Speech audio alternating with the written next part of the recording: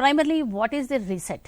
Basically everything when we start, right, it's to start with a definite point, like a power on is one aspect of the reset.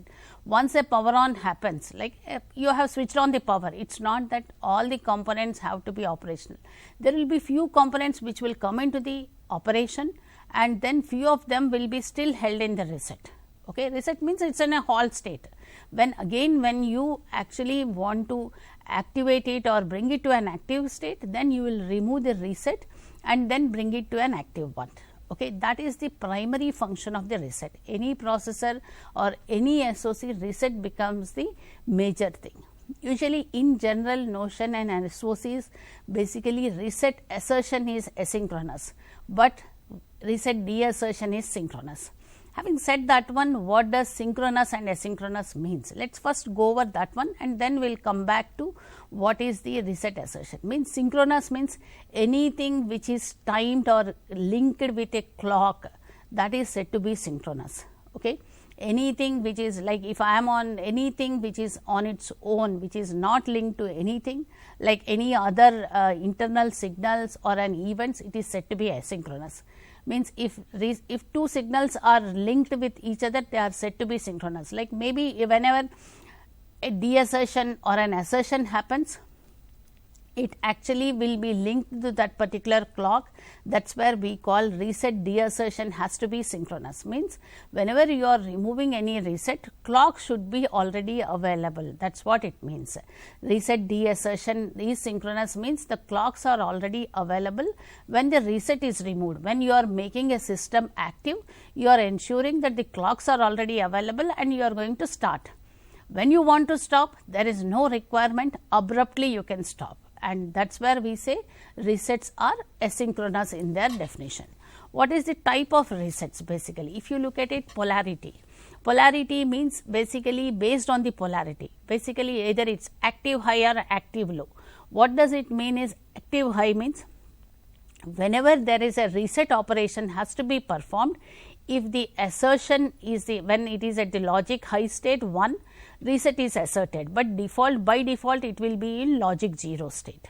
And when it comes to active low, when the logic is when it is in the logic state 0, reset is asserted and by default it will be in logic state 1. Okay. Usually in any digital logic we will have 0 and 1, nothing beyond that. With that, the polarity is one thing which we are going to look and say that based on that we have active high resets and active low resets. Next comes is with relation to the clock. I already explained this one, synchronous and asynchronous. Usually all the clocks, all the resets are synchronous and with respect to the rising edge of the clock or falling edge, anything, but in general the notion is the clocks are synchronous in nature.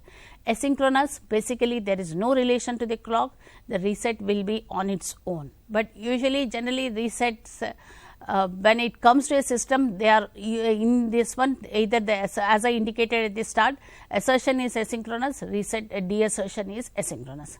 Then coming to the control mechanism, based on control mechanism, whether we are going to, whether it is going to be controlled by a hardware or by an soft reset. Basically when it comes to hard reset, what does hard reset means is basically when a particular event happens or you have a logic, based on that event automatically if a system gets into a reset, that is called controlled by the hardware. The hardware could be either internal or external also.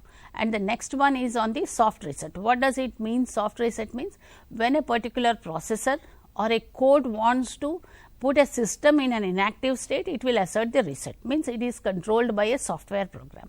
With this, the various types of resets come into picture.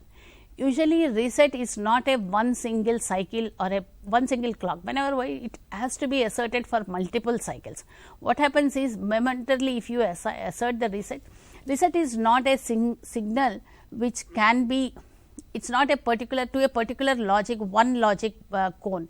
It actually will be driven to the complete component itself, component or a particular memory, or if you take it, then resets will be driven to the all the logic. Okay. One point here, and that is the reason it is usually called to be, usually it is driven to be multi-cycle. One point I would like to mention is, usually memories, only the logic portions will have the reset, memories will not have a resets. Memories will have only clocks, logics will have clocks and resets also.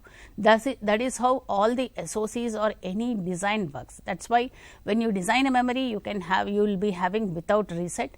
But how do we initialize? Basically, any memories, if you want to access it, first you have to initialize and then read it. You have to first write and read it. We should not do only read can be operated when you have ROMs or fuse programmable devices. Okay.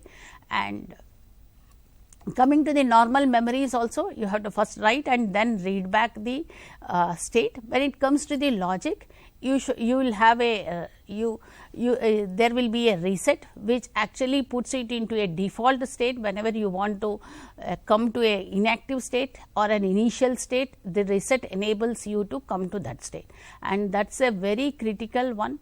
And that is where when we see any hung or anything in our devices, mobile devices or wearable, we will say, okay, fine, restart the system. Restart, what does it mean? Restart means you are trying to give a reset to the complete system. Okay. Will the complete system go into halt state? Based on the device SOC application, few of the components will enter into an inactive state and few of them will be in an active state also, but that will be in a low power one. Okay.